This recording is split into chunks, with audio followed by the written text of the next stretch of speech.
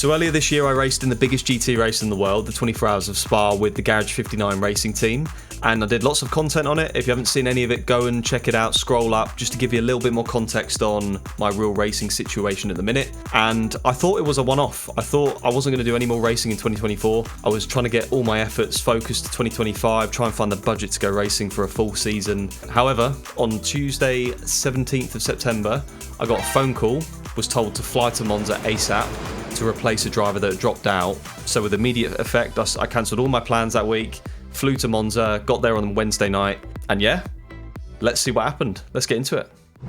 My teammates for this race were Nikolai Kajgaard and Mark Samson, who I'd shared the car with at Spa, so it was quite nice actually just to slot in, and we already knew each other and it made things a little bit easier. It was my first time racing at Monza. I'd done plenty of laps on the sim, probably thousands of laps over the years. Monza itself had undergone some big changes, such as the whole track being resurfaced, and T1 and T2, for example, was completely reprofiled, the first chicane. The curbs at the Lesmos and Ascari were completely different, really flat.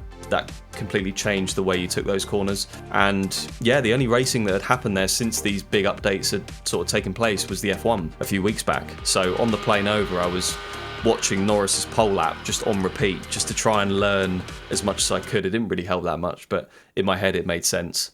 I guess this was only a good thing for me, to be honest, because everyone had to learn these updates at the same time. It wasn't just me learning the track, so that definitely helped a little bit. It was a little bit of a mini reset for everyone. And if you really want to study these updates and see what they look like from where a driver sits, click in the card above. It'll take you to one of my onboard videos from one of the practice sessions, and you can really see how different Monza is now. I mean, I never drove the old format or the old sort of layout, but I know from watching onboards it's a lot different. It was also my first time driving a GT3 car on low downforce. Obviously with Monza being just mainly straights, you don't really want to run too much downforce, so that took a lot of getting used to in the practice sessions, just because you had to be way more sensitive with the controls, pedals and steering, because you just simply didn't have the aero to sort of get you out of jail. So fortunately there was quite a few practice laps. I definitely needed them to adjust my driving to that. And so then on to Friday, there was another 1 hour practice session where me and Mark got some more laps in, as it was our first time at Monza. We were sort of prioritised to do more laps. Saturday had another practice session, so another 2 hours of dialing in the setup and polishing up all our driving, just to make sure that we're fully comfortable going into the pre-qualifying session later that afternoon. And then Saturday night, all the prep work had been done, pre-qualifying was done, the setup was dialed in, it felt like we were all pretty comfortable with the car, and it was just a case of get some rest, let it all sort of sink in. And qualifying was on Sunday morning, and then there was a 3-hour race on Sunday afternoon. So in qualifying we were definitely fighting a bit of a straight line speed issue, and at Monza that impacts you tenfold. You're just losing a little bit of time on every straight, which does add up. My quali session was very eventful. A few laps in, there was a red flag after a BMW had dropped it at Ascari and had a massive shunt on the exit. So during the red flag, I came back into the pits, got out of the car, walked into the garage, took my headset off, and my in-ear headphone had snapped off in my ear. So I was like, oh shit. So I ran back to the truck, got my spare set, which fortunately I had a spare set, put them in, quickly got my kit back on, jumped in the car, green flag comes out, and then there was only time for one more lap, so it was like a one-shot quali at the end, but all the tyres are so cold that basically no one improved. It was like just a manic session. So before the red flag though, I set a 1 minute 46.0, and the lap was okay. I'd say there's probably 3 or 4 tenths in the lap, to be honest, just from under driving in a couple of areas, but also over driving in a couple of corners. So it wasn't a perfect lap, but it was solid enough. And of course in this series, your overall qualifying position is determined by the overall lap time from all 3 drivers. So overall we qualified P42 out of 52 cars, and doesn't sound great, but given our straight line speed issue, we all sat there and said, you know what, that's actually pretty decent, to be honest. Hello. That's pretty decent, isn't it? Anything can happen in this series though. It's an endurance series. Starting position isn't everything, as we know. And the running order for the race was Mark was going to start the race, myself, I was going to go in for the second stint, and then Nikolai was going to finish. So then the race start, it was absolutely chaotic. Lots of shunts and crashes, especially on the first lap. It was mental, but fortunately we weren't involved at all. And after the safety cars came in and racing got back underway, Mark had a really good opening stint. It was really consistent, kept it out of trouble, and sort of stayed on the lead lap as well, which is the main thing in these endurance races. So handed the car over to me sort of in the mix and in a really good place, and was looking really good up until, unfortunately, there was a pit lane timer issue where we lost an additional 18 seconds in the pit stop for no reason. You know, there wasn't a purpose to it, it was just a mistake. So real shame about that.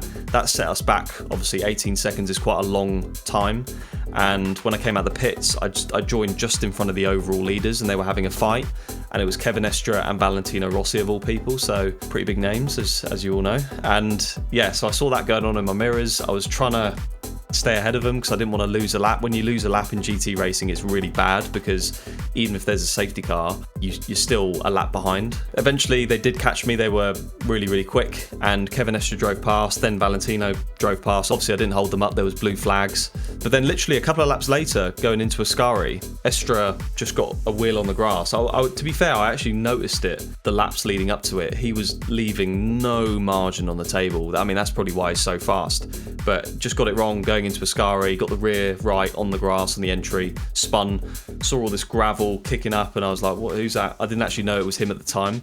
And then yeah, for the rest of the stint, pretty much stayed with Rossi the whole time with like a 1 or 2 second gap. So yeah, I knew the pace was half decent, so I was really happy with how the stint was going. And yeah, it was just a pretty crazy experience, given that this whole thing happened so last minute. It wasn't sort of on my bingo card at the start of the week to be doing this. Following Valentino Rossi at Monza, the sun was sort of going down. Yeah, do you know what? I'll show you a lap, the fastest lap I did from the stint. Just, yeah, enjoy.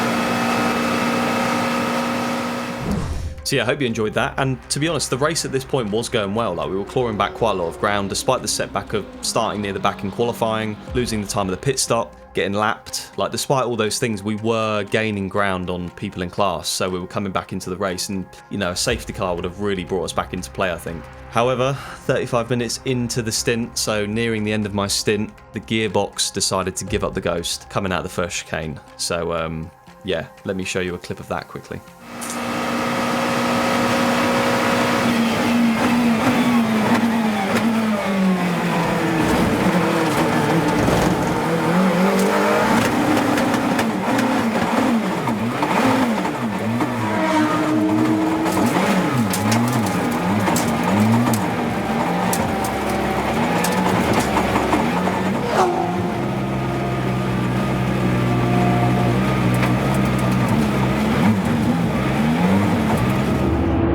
James Baldwin.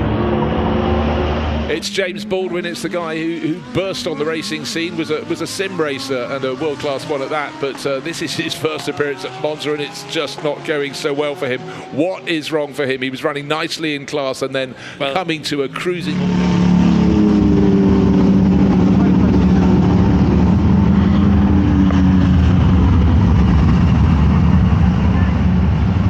So there's the 158. Now it's been pulled to safety. That's a great shame, that car. So James Baldwin was behind the wheel. Right. So Fred Ravish has taken over, so that must have been a full service. They Yeah. couldn't have done just the fuel. No, exactly so. So problems coming to an end for the 158 McLaren. Really bad luck for James Baldwin.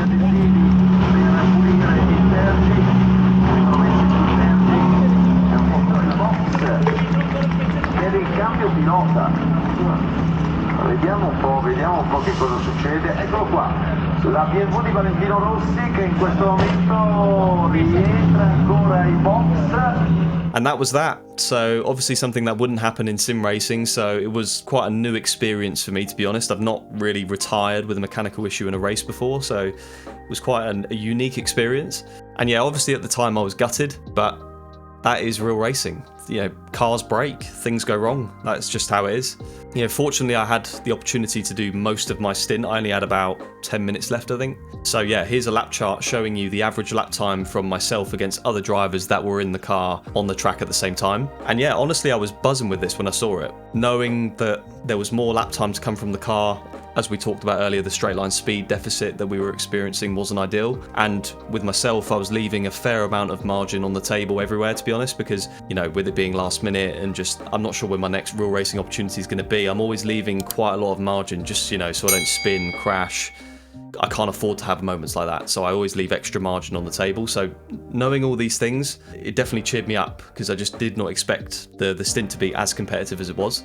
And yeah, it was a real shame for Nikolai not being able to do his stint because he was rapid in practice, qualifying, leading up to the race. He was really fast. So a real shame for him not getting to do that. And yeah, a big shout out to both teammates actually, Mark and Nikolai. I think we worked super well together throughout the whole week and weekend. And it was just a lot of fun as well. A big shout out to those two. And just like that, it was all over. And here I am, back in my sim room. Already feels like a very vivid dream, the whole thing, to be honest. And yeah, so overall, not the result we wanted, of course, but individually I was pretty happy.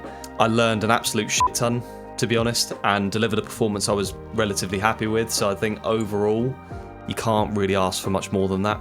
On a side note, it was mega to see so many fellow sim racers and supporters of the channel at Monza that weekend, just in the paddock and around the track and stuff, just to see how many people sort of watch my videos or just follow what I'm doing it's just mad to think. I don't fully appreciate it when I'm reading comments and stuff because it doesn't always feel like real people, but seeing people and speaking to them about it, so cool. Just mental to think about that, to be honest. And once again, a big thank you to Garage 59 for letting me drive in their McLaren 720S GT3 Evo. Without them, of course, it wouldn't have been possible. So yeah, a massive thank you to those guys. And yeah, that is it for today, guys. So I hope you enjoyed my little debrief video from Monza. If you did, hit the like button and make sure you sub to the channel. And I'll catch you real soon. So yeah, take care. See you on the next one.